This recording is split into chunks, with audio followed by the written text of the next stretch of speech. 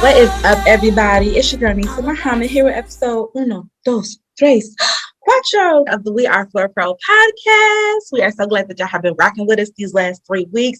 We're going to give y'all some more great stuff this evening, but first, to the woman, the legend, the shero of us all, the founder of the We Are Flora Pearl podcast and the Flora Pearl Foundation, Miss Latasha J. Humphrey.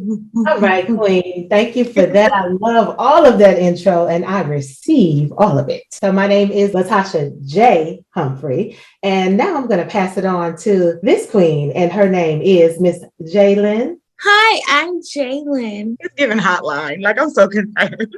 Hi. Call me. Oh, okay. Don't talk about my introduction, okay?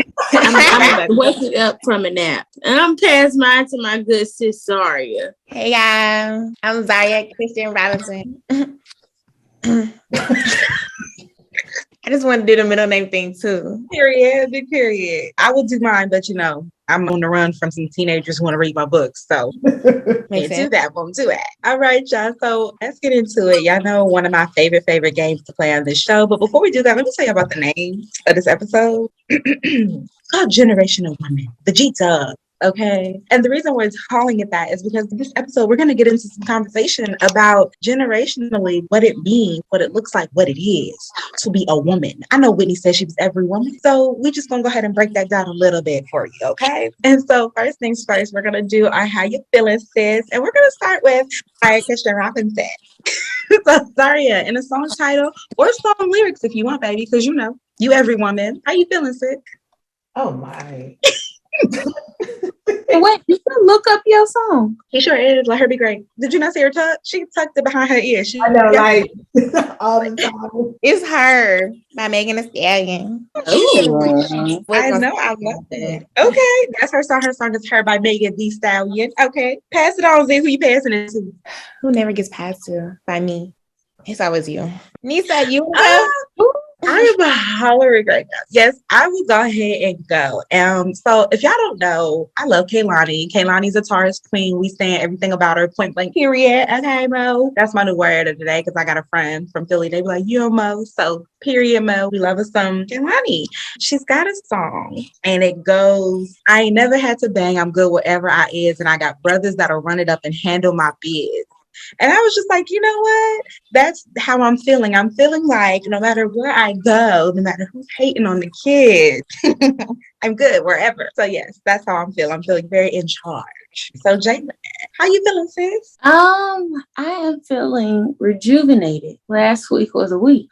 So I would say Can't Stop, Won't Stop by Christian Hong Kong. That's going to be my theme song. Okay. On that recycle beat, did he took from his artist and gave it his son? Yes. No, I didn't want to throw the shade there, but I mean, hey, go for it. And I will pass it to Miss Humphrey. the one. The only. When he say, add a little sugar.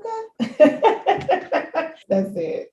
I love that. And she on her singing for us. Okay, wait a minute. She said y'all didn't know I could do that. All right, y'all. Y'all know it's time to get into my favorite thing because we don't nobody saying they mad about nothing. Miss Humphrey, hit them with the disclaimer. The views and opinions expressed in We Are Flora Pearl podcast are those of the panelists and do not necessarily reflect the official policy or position of the Flora Pearl Foundation Incorporated or any of its affiliated entities. It's just so lovely when she does it, okay? It's definitely giving like flight attendant. Make sure you put your seatbelts on. And if you don't, it's not my problem because I gave you a disclaimer. Yeah.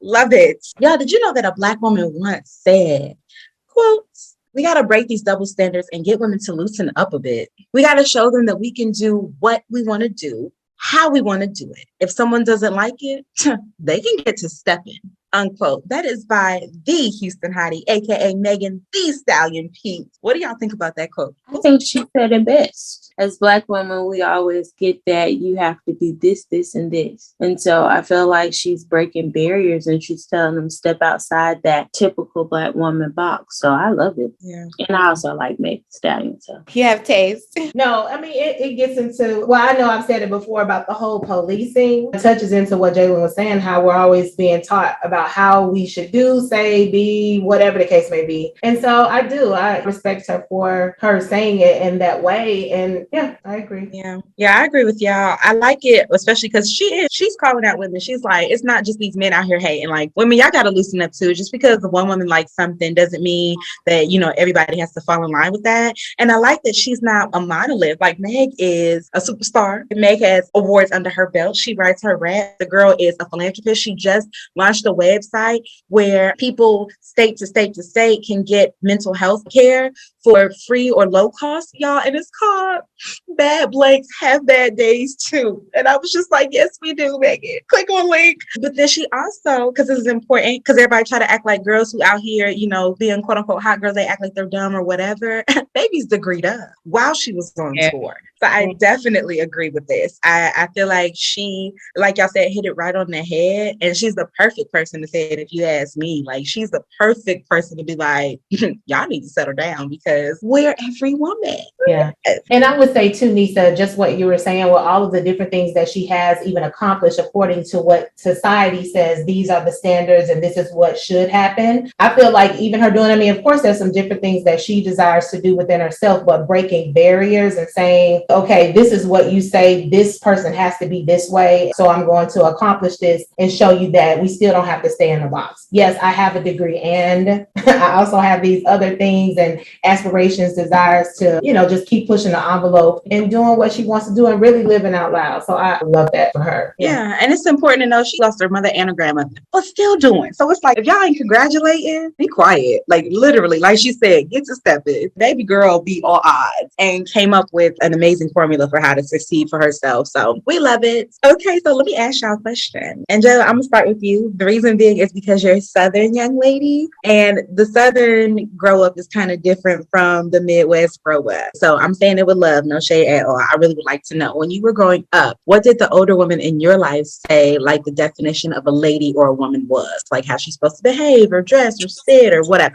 So what was funny? That wasn't prominent in my household. And I think it's also because I had young parents. So of course they taught you the Southern things. Say yes, ma'am. Say no, ma'am. Wear slip, wear stockings. Don't sit with your legs open. Different things of that nature. But like when it came to the lady things that you're being taught, I'm not saying that they didn't teach me, but they were more so stuck on the fact to be a good human being. Does that make sense? Yes, it does. My parents are different. They different. Sorry, Miss Humphrey. What about you all? You can go first. Really? Passing the torch to you. You had to pass the torch. No, I feel like in my era, it was about the way we dressed or wore our hair. And in some ways, and no disrespect to it, but I think it was to help us to navigate what we would have to deal with and face being Black women. So it was how you wear your hair or how you dress for this or in the corporate world. And a lot of it, respectfully, it was about us being equipped with that knowledge, that wisdom and understanding so that we could move how we needed to in society. At home, of course, you were able to act differently, but being out and presenting yourself lovingly, that's really what they knew to give us or try to share with us in order to move. That's what it was about. So yeah. Nice. She passed the baton to you, Zaria. Yeah,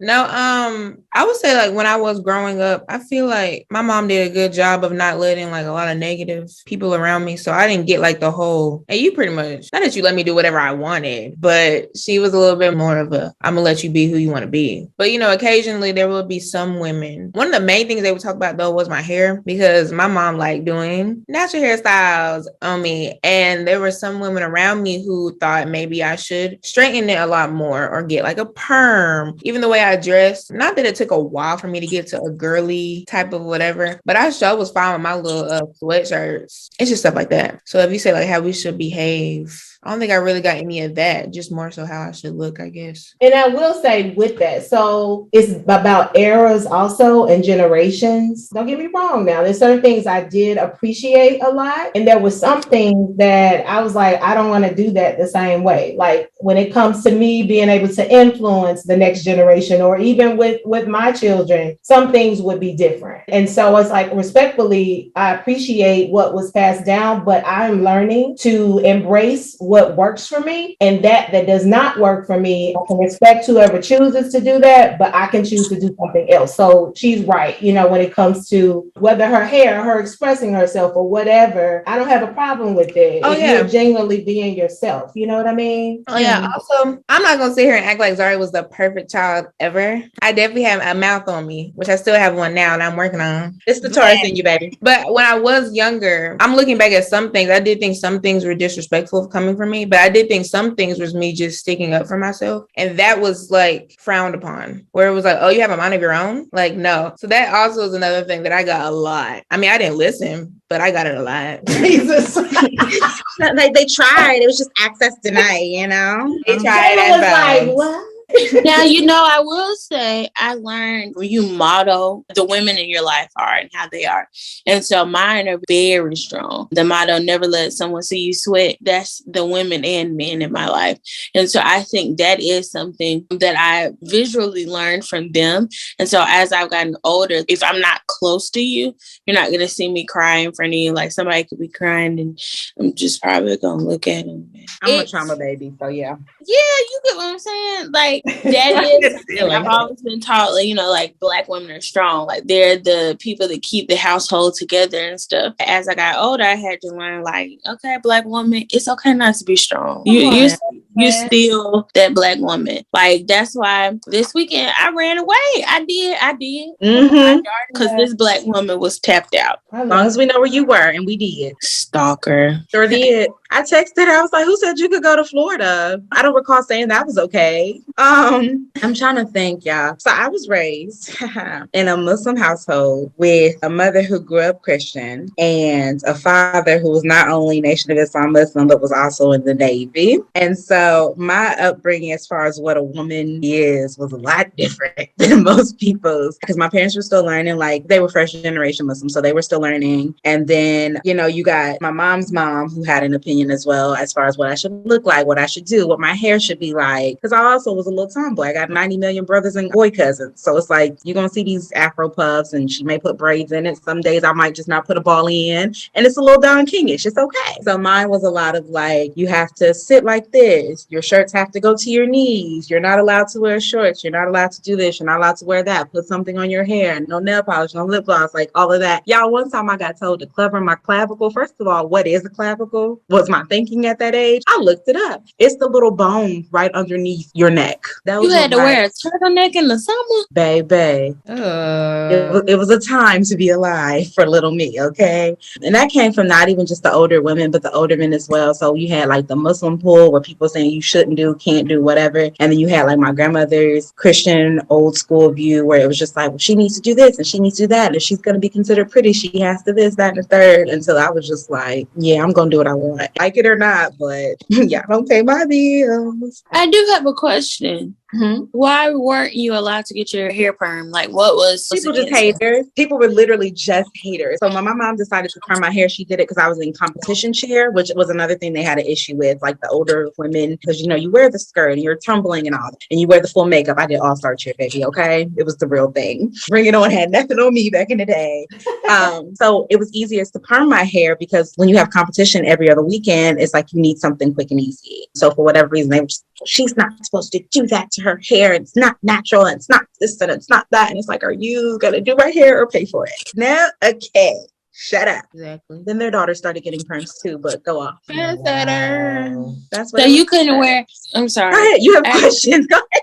So you couldn't wear like nail polish if it was like a special event. You couldn't wear it. I don't think I started wearing nail polish until I was like maybe 12 or 13. What about your ears pierced? Could you get your ears pierced? My mother pierced my ears off rips, but I wasn't allowed to do like hoops. I had to do like little studs. So when I started wearing hoops, y'all, when I say I got hoops so big, they used to throw paper balls through my hoops in class. I got the biggest hoops you could find. I was in there doing the thing. Did you always like the new? Yeah.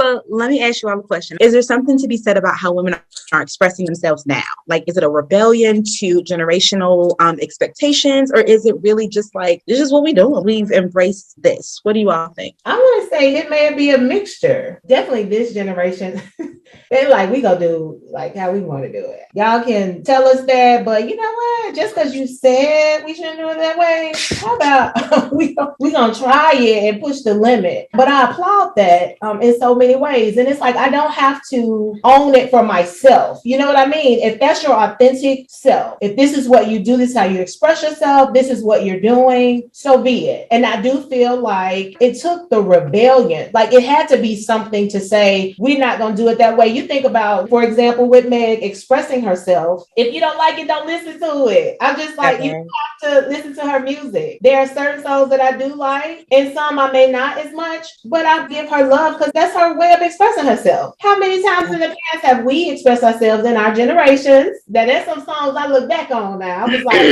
okay. That those of us now in that generation, y'all want to frown upon what now the generation is doing to express themselves. I'm just kind of like, come on now. Like our mamas wasn't that freak me. Come on now. That's why we all got here. No comment. No comment. No comment.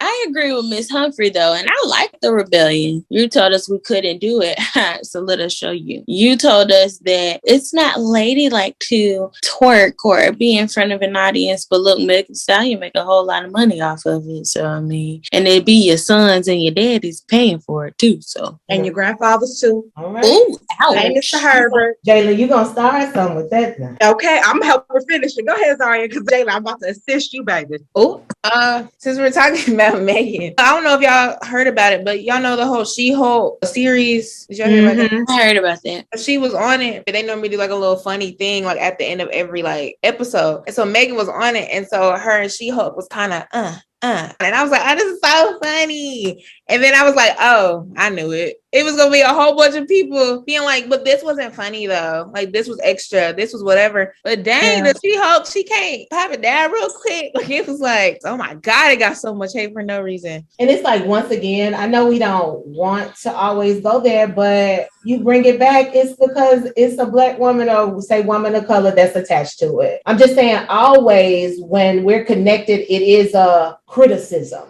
Something has to be picked apart. So if that's what it takes for us to rebel, so to speak, on whatever standard y'all have until it's torn down, which we may not see it in our lifetime, but I say keep pushing it, keep pushing the envelope. Period. Miss Humphrey said keep twerking, put a hump in your belly and shake your rump. Oh my goodness. And if they're really mad, then they need to tell their daddies and baby daddies and granddaddies and sons to stop paying for it. Simple as that. Because how many clear people on TikTok right now pandering to Black women? Oh, okay. I'm sorry, Prince Harry. What's your wife? A Black woman? Oh, okay. Slave masters. Who was you messing with? Black women? Oh, okay. Something about that Black woman. Once you go Black, you never go back. Something about that melon. I'm just saying. No, but seriously. So for me, I like that Miss Humphrey said, like, yeah, it's definitely a part of some of the rebellion. And it's also like a lot of like, this is just who I am. I think that for older generations, respectfully, for some of y'all, because some of y'all don't deserve it. All right. Nisa. But no, seriously, I think it's interesting how there's a lot of people from the older generation who have so much judgment to pass on these young women when for years y'all have been saying stuff like, oh, you're fat. Oh, you're this. Oh, you're that. Or I'll do you one better. How many of y'all really were married to our grandfather? How many of y'all have been mistresses? How many of y'all had to sleep with somebody to pay the bills? We've seen it. And so it's like, it's mad crazy how y'all think y'all can get up here and judge your grandbabies, your grandnieces or whatever. And they really out here just, if you do what I'm going to do, go hop out the car and do it. Evil twin. It's wild. And it's mad hypocritical. And it makes you look crazy because as we get older, grandmas, aunties, whomever, y'all tell us stories. Y'all have us in that kitchen telling us back in the day, you used to XYZ 1, 2, and 3. But you judging me because I got on a crop top, my jeans a little tight. Bye. And everything's recycled anyway. Fashion, music, dance. So guess what? Somebody taught me. Ooh.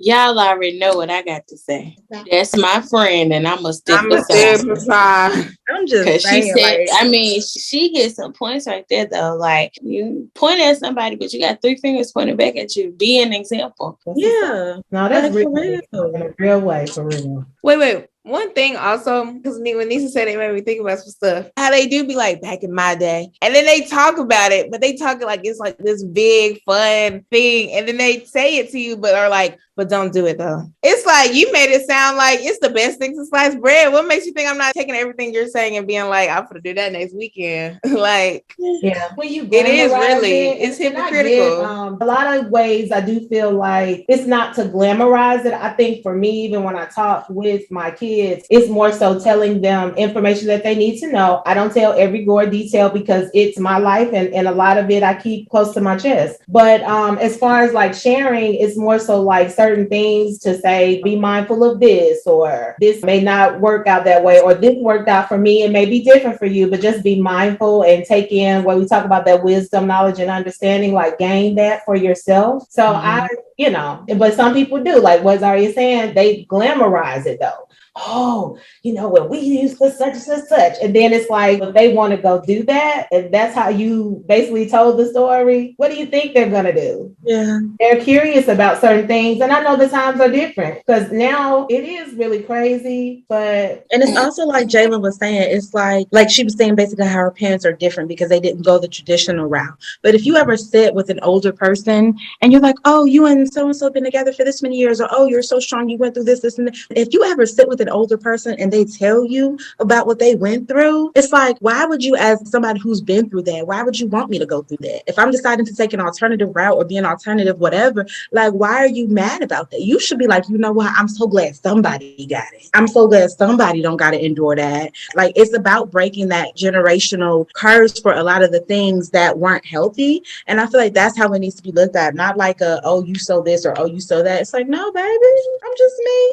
So, I experienced that a couple of years ago. Like, the strong Black woman, what you put up with and you stick beside your significant other and stuff. Like I said, my parents, I got to give them their flowers, the real talk, because they're the type of people where they're like, you have to do what works best for you and you have to put Jalen first. Like, their favorite quote to me is, Jalen, anybody that comes into your life, they should compete with the love that you have for yourself. That's how strong that love should be. And so as a Black woman, even when it comes into marriage, just because you have a child, if you can't see yourself mentally being married to that person, they were like, let's be proactive in the front line and just don't have the child. You're not just going to marry someone because you have that child. You're not just going to be with that someone because you have that history. And I feel like my mother and father have been great examples of that. I tell my mom all the time, and I hope my dad didn't hear this, I tell my mom all the time, I don't see how she stayed with him for 33 years. I really don't. Come on now, because listen, love him to death. Really love this person.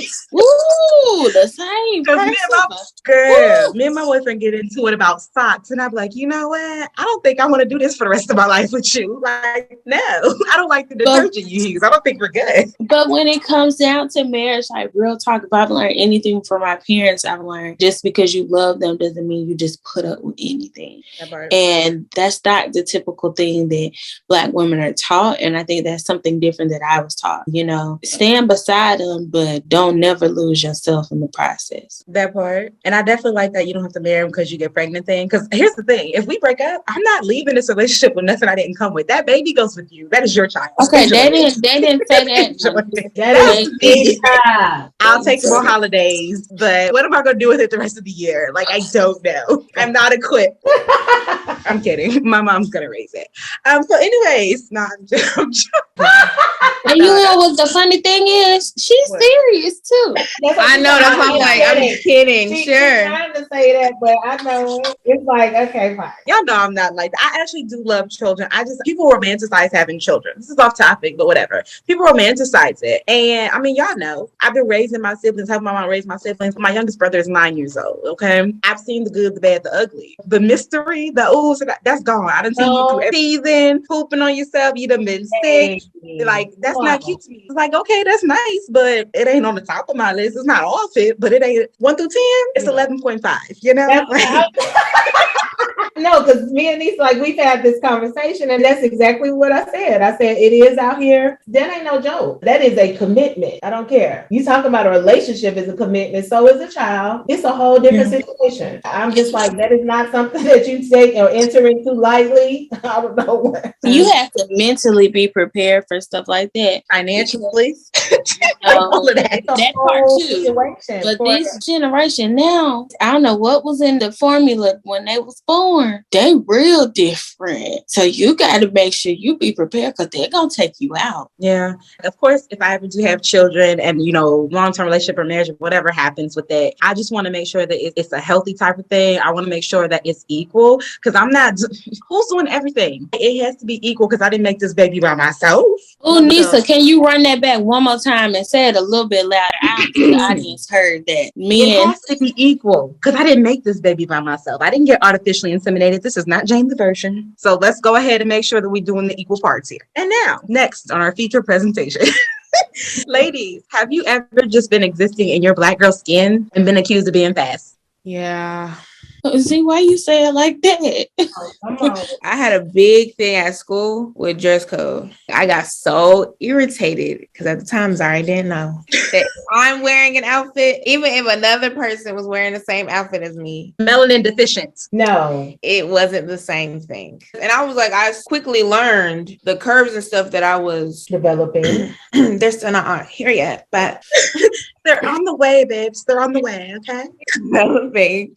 It looked very grown up, obviously, to some people. And I remember one time I was wearing a regular shirt. It was like multiple times that I got dress coded, by the way. Like I had to constantly get like a sweatshirt from a friend or something. But I was wearing a regular shirt. And I was like, that's when I really got irritated because it was a regular shirt. And a teacher was like, come over here. I see like a little bit of like your stomach or whatever. And she was like, and it's just a lot going on right here. She was talking about my breasts. That rightfully she inherited. Is she mad she built like Steve Carroll on the chest? What? Wait, she tried to tell you was being grown because you had boobs? Basically, she tried to do it in a nice way. Like she was trying to regular adjust. I was like, this isn't a crop top. Like, I was like, what are you talking about? And then I had to change. I had to get something from Lost and Found. But I was so irritated that day. And it was the end of the day. Like, it wasn't even like it happened at the beginning of the day. It was one of my last classes. So like you was sitting in the teacher's lounge over here mad, stewing about my shirt. And you waited till the end of the day? Let's be honest. It wasn't about the shirt. It was about the fact that Zari had a body yaddy and she had naughty. Okay. So she probably was flat chested and flat from the back too. Mad because the bra is just the type of her back. Don't be coming as Zaria. Like, how dare you? Oh, no. You think about that. That messes with self-esteem. That does mess with self-esteem.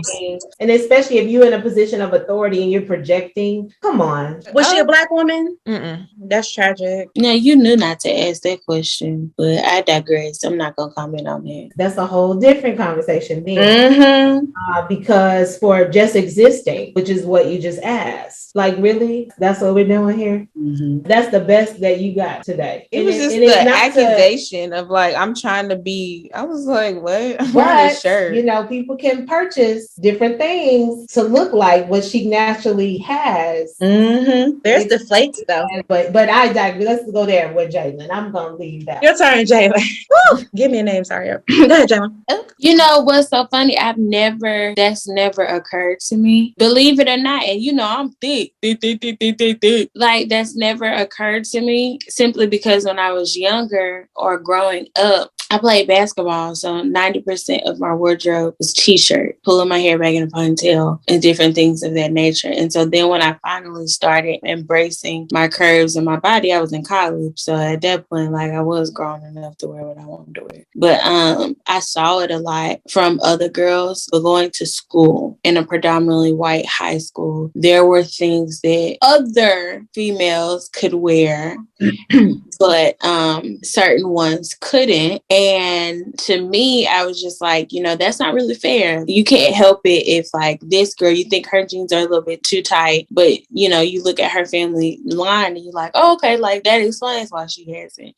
As opposed to Miss Friend over here, she could come in as long as that was knee length and her fingers hit the bottom of the shorts, she could wear them. She still look like a thigh. So I mean, if we're gonna all look like a thigh, then just say that. But don't pick one over the other. But yeah, that never happened to me. But it was also because like I wore t-shirts a lot. Like I didn't get rid of my t-shirts collection until my mom made me when I went to college. So. Miss Humphrey? Mm-hmm.